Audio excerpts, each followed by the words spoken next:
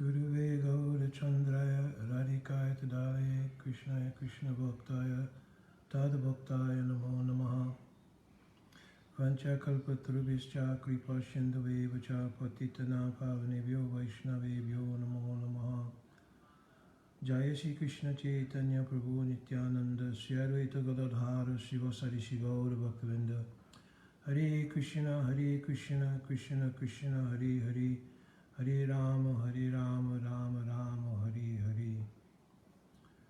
So, good morning, devotees. I yesterday was attempting to answer some questions that had come to my inbox, and I was able to really only get one question answered. And it may be like that I can only try to answer one question at a time. Of course, also, I don't consider myself like very high class of devotee, everything. So fortunately, by answering the questions on this format, it allows for more senior devotees also to correct things that I might make a mistake on. That is for my benefit and also for the benefit of the persons who originally asked the question. I do my level best. I'm doing my level best to answer according to what I've heard from Guru Sadhu and Sastra. So I'm also begging the mercy of my Guru Parapadma, Nityalila Pravishtam Vishnupada Paramahamsa Stotara Sattasi Sriman, Srila Bhakti Vedanta Narayan Goswami Maharaj, to bestow his causeless mercy on me, as well as our whole Rupanuga Guru Varga, to give some proper answer to two questions which I've merged into one from yesterday. Besides the question yesterday about the nature of the free will in the jiva, there were other questions that were asked, and those questions centered around, one was the eligibility to practice Raganuga Bhakti. And the question actually that preceded that question was the nature of how we purify ourselves through bhakti. So in the ensuing conversation that I did have briefly with that devotee, because I was trying to get a sense of what was meant by purifying ourselves, and they were saying that like we take, any other modality and use it to affect some change in ourselves. So we're utilizing the process of bhakti to purify ourselves. So I wanted to make a small adjustment in that understanding.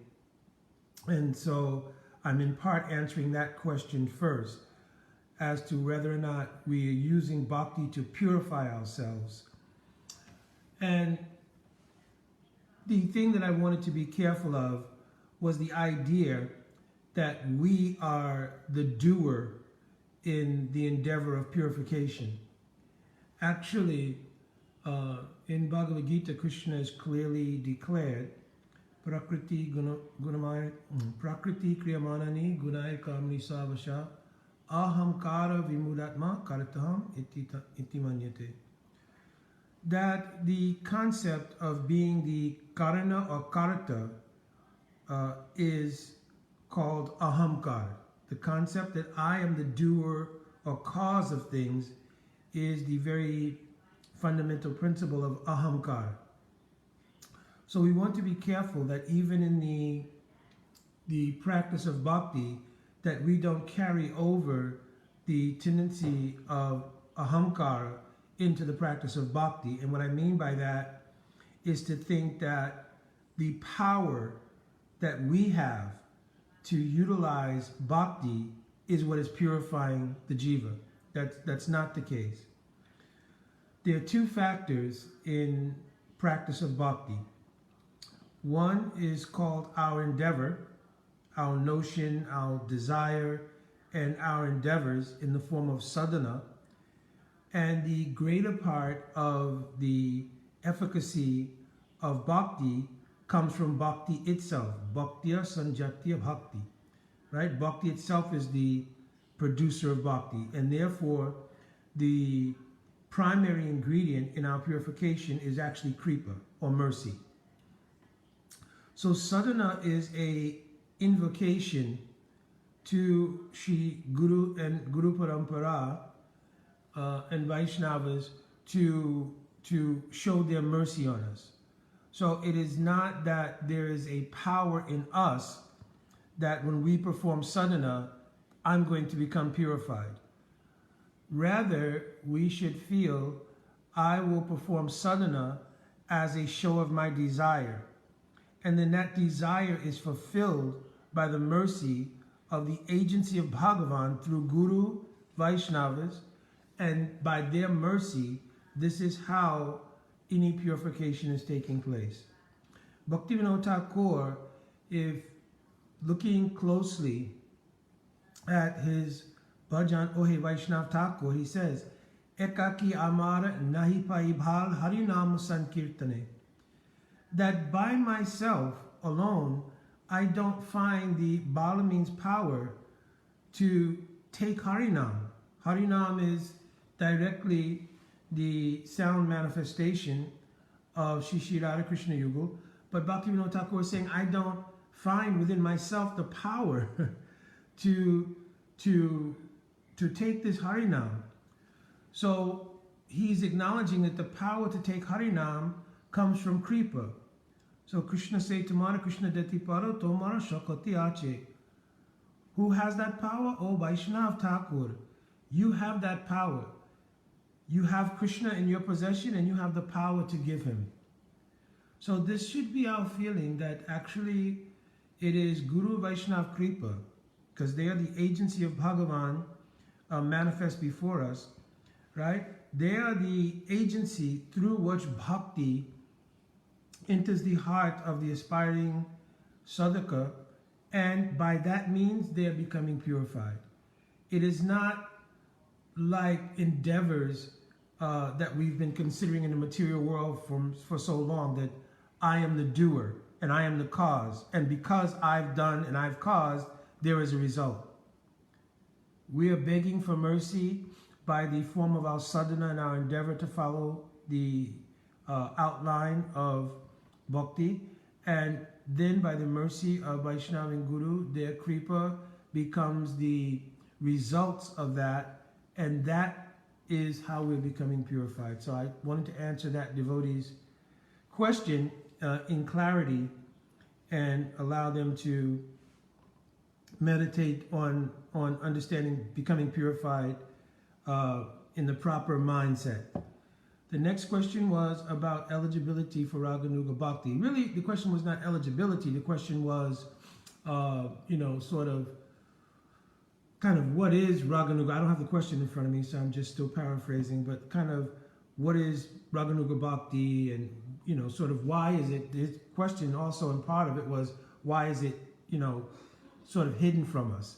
And I didn't quite get the context of that, because I don't know exactly. This was someone who was piggybacking on the question of the other person, so I don't know their situation and where they are, what affiliations and associations they have. But Raganuga Bhakti is not hidden per se, but there is obviously some desire to make sure that there is some sensibility about what is Raganuga Bhakti, first of all, and also understanding what is true eligibility for practicing Raganuga Bhakti, but it's certainly not discouraged. Rather, Raganuga Bhakti is our line. We are a line of practicing Raganuga Bhakti. Right, even Mahaprabhu mentioned, Aishwarya Ganete, Sakle Jagata Mor Mashrit, Aishwarya Shaiti Laprem, Nahi Mor Preet. So in Adi Lila, Mahaprabhu was told that Vaidhi Bhakti, which leads to Aishwarya, Vaikuntha Aishwarya, this is not as pleasing to me because it makes devotion in the wake of the mood of the Brajbasis. It kind of weakens that when we have the mindset of worshiping God only in Aishwarya. So it's clear that in our line, the practice is Raganuga Bhakti, but understanding clearly in perspective what that means. So first of all, what is rag? So in Bhakti Rasamrita Sindhu, Srila Rupa Goswami Pad is described, Este Swarasika Raga, Palmaveshtita Bhavet, Tanmayi Yad Bhavet Bhakti Shatra Ragatma Kodita. So rag means when we have a complete absorption in the object of our worship. And having that complete absorption in the object of our worship, this is called rag. So then Srila Rupa Goswami Pad is mentioned that Virajitam Abhivyaktam Brajavasi Janadeshu Ragatmikam Anusrita Yasa Raganuga Uchyate. So what is Raganuga Bhakti? It is understanding that that raga that I just mentioned in the previous verse is in the heart of the Brajvasis, means the eternal servants of Krishna in Golok Vrindavan, and following in the wake of that mood of their absorption, that is called Rag Anuga. So the word Anuga means, Anugamana means to follow. Now also if you take the word Anu in Anugamana and you break that down even further, Anu not only means to continuously follow someone, but also it means Anutva. Anutva means understanding that the jiva is very tiny, very minute, and therefore it indicates humility. Because when the jiva understands their Anutva, their minuteness in relation to Guru, to Bhagavan, then they can have some sense of the need to follow the mood of the residents of Braj, but with great humility. So there won't be a sense of entitlement, there won't be a sense of jumping, so to speak, to try to immediately obtain the state of practice of Raganuga. So one will want to go very carefully in great humility to approach what is Raganuga Bhakti. Now, factually speaking, if you look at the outline of the program given by our acharyas, including our Srila Prabhupada, the program itself is inherently Raganuga-based practice. If you study closely the morning program given by our Srila Prabhupada, then the Guru Ashtakam, the Tulsi Parikrama and Tulsi Stav and Stuti, and everything else is all, when you read the meaning of the words, they're all based in the mood of Braj, and it's about Raganuga Bhakti. So if I am not yet at the level of eligibility, then what is it I'm practicing? Because Vaidhi Bhakti can have different meanings. One meaning, obviously, Rupa Goswami has also described Bhakti Rasamrita Sindhu, Yatra Ragna Aptadvat Pravritti Upajayate Shashneva Shastrasya Swavari Bhaktir Uchyate. That when we are practicing bhakti according to the rules and regulations of scriptures, with an inherent fear of not following those rules and regulations, that is called Vaidhi Bhakti. Vishwanath Chakravarti Thakur Pad is also written in Bhakti Rasamrita Sindhu Bindu. Shravanam Kirtanandani, Vaidhi Bhakti Sudam, Shravanam Kirtanandani, Sastra Sasyena Bhayena. That when we are practicing the Vidhi, rules and regulations of Sastra, out of fear, two kinds of fear here. One is that by not following them, I will have to suffer. And the other one is by not practicing them, if my aim and objective was to go to Vaikuntha, I will not obtain my goal. So those are two kinds of fear-based practice in relation to Vaidhi Bhakti. So Raganuga Bhakti was also described by Srila Rupa Goswami Pad. Krishna Smaram Janam Chasya Nija Prestam Samanvita. That the practice of Raganuga Bhakti essentially means aspiration to follow the residents of Braj. And how will we do that? Seva Sadika Rupena Siddha Rupena Chatrahi Tadbhava Lipsanakara Vraja Lokanusarata. So the last line, especially Vraja Lokanusarata, means that we will follow the residents of Braj, any eternal associate of Braj, when we have come to the proper level of eligibility, and I'll explain that in a minute. But right now, we will follow Vraja Lokanusarta, meaning our Goswami Varga on down to our own Srila Gurudev. So how my Gurudev is practicing bhakti, following that with the desire to obtain the mood of service of the residents of Braj, this is called Raganuga Pravritti, and at the level of starting with Ruchi, it is Raganuga Bhakti. So let me explain that. Until one's bhakti has become nishta, then the oscillation and the pramad means the constant interferences in the mind, won't allow one to practice bhakti steadily. There are 27 things. I'm not going to go through all of the Madhurya Kandamini here, but if you study Madhurya Kandamini, you'll see there are 27 things essentially which make up the platform of Anistita Bhakti, right? So coming past those 27 obstacles, then one comes to the platform of Nishta. When there is Nishta in Bhajan, and the mind, which does acceptance and rejecting, has been kind of pacified, and is not so much under the influence of the material energy, at that time, tat bhava adi madhure shuti dira vekshite nasa sastana yuktingscha ta lobat utpatti lakshanam. So at that time, then when one hears Harikatha, then loathe, greed, genuine greed, because now there is nishta in bhajan life, tal lobat utpatti lakshanam. The quality of genuine greed arises. It's at this point that it is the entrance way, more or less, to the practice of Raganuga Sadhana. Because now there is some genuine taste. The first part of that taste will come in bhajan itself.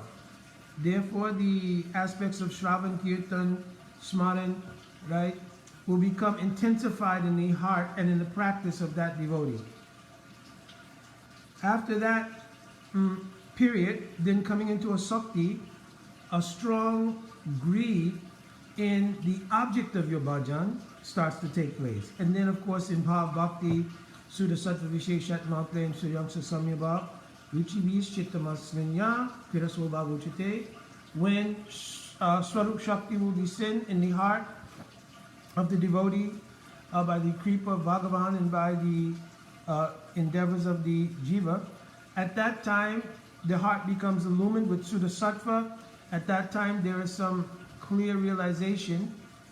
Even in previous stages something will come, but at that stage clear realization of what is my Swarup, what is the nature of Bhagavan Swarup, what is the nature of Krishna's Nam, Rup, Gun, Lila, etc. Those things become clarified in the stage of Bhavavasta.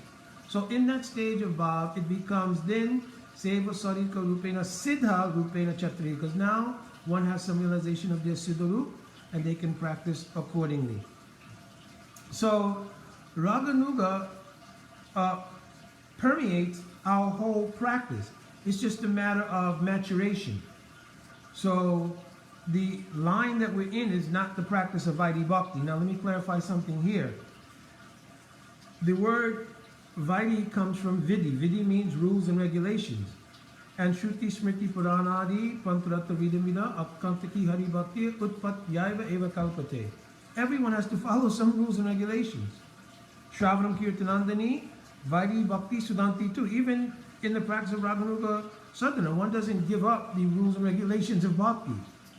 So that is also partly a misconception that, once I'm doing Raganuga Bhakti, I no longer need to chant the, fixed number of rounds. I don't need to attend Mangalarati or do morning seva, etc.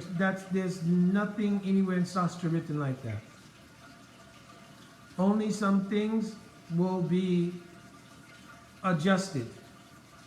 And that you can read. I don't want to go into so many details here, but what is Nyas, what is Doka Dhyan, all these things, there will maybe, those things will not be prominent. But you should read to understand those things. Anyway, so I just wanted to give an idea what it is that is Raganuga Bhakti, because to talk about eligibility to practice it, at least we have to know what it is. And so I'm kind of paraphrasing here. It's really time for, usually it's time for my own personal study at this time, but I thought I would do this early because I have quite a busy day today. So hopefully that answers somewhat the questions, one about our purifying ourselves by the use of bhakti. No, actually we're not purifying ourselves. We're putting ourselves in a position to be purified by the mercy of Guru and Vaishnavas. In far as Raganuga Bhakti, I tried to describe basically what is Rag, then what is Raganuga, what is Vaidhi Bhakti, so that that's clear. The fact that we are practicing Raganuga Pravritti, which means we're on the progressive path of Raganuga, but our eligibility has not manifested yet. We are still in various stages of Anushtita Bhakti, right? And because of that, we are practicing all the rules and regulations, everything, in a progressive march towards the stage of Ruchi, going through Shraddha, Sadhu Sangha, Bhajana Kriya. A byproduct of Bhajan is the removal of anarthas. Anartha Nivritti is not a separate endeavor. When you do bhajan, anarthas are removed by the influence of the mercy coming from bhajan life. Then nishta. And then in nishta, when the mind and the chitta are somewhat steady, then when harikatha comes, some illumination from that harikatha can penetrate the heart. And at that time, a great taste comes in bhajan life.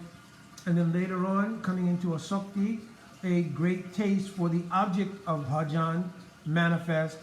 And then gradually the descent of Swarup Shakti and the entrance into Bhav. And at that time, one has clarity about their Swarup, about the nature of Bhagavan Swarup, etc. And one can practice in sincerity Raganuga Bhajan. So many times I've heard the question asked, and there's a kind of discouraging mood taken towards it. I think it perhaps better to clearly explain what it is, and people can then get a sense of where they are and understand where they need to go in terms of understanding the practice of Raganuga Bhakti. To discourage it only creates still an absence of clarity about what it is, and therefore it gives a lingering curiosity which may try to be satisfied prematurely. And that's not a good thing, because that may lead to Prakriti Sahajavad, so many other things. So I've done my best just in a short way to describe what Rag is, what is Raganuga, etc. And hopefully that will be helpful to that devotee. So again, I've answered some of these questions on this format because other than that, I was spending a lot of time typing back and forth individual messages. The other thing is, by doing it on this format, it avails myself to correction as well, and it is also helpful for me in that way. All right, my Dandavat Pranam devotees. Jai Radhe Radhe.